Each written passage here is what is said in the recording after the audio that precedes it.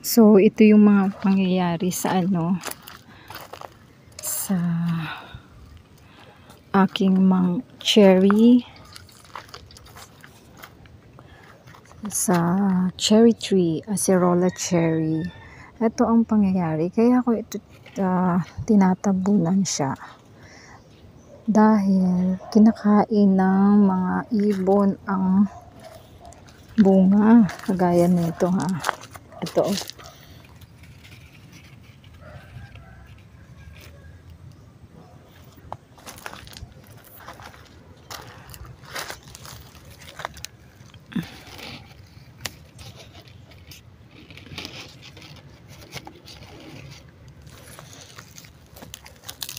Tingnan natin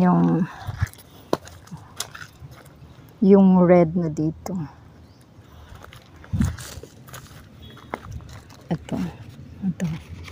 Ito may red na ito dito.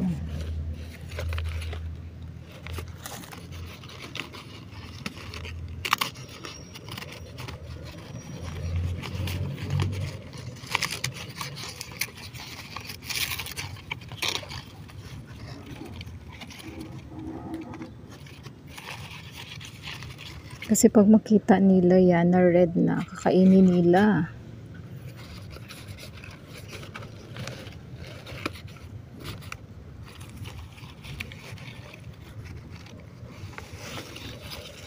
Kaya ang ginawa ko, ang solusyon ko is i-close sila.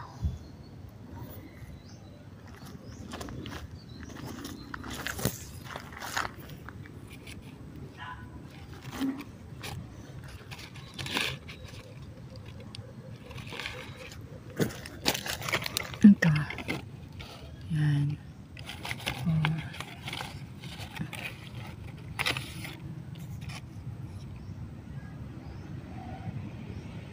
Ayan. So, nag-red na siya nang walang kagat ng ng ibon.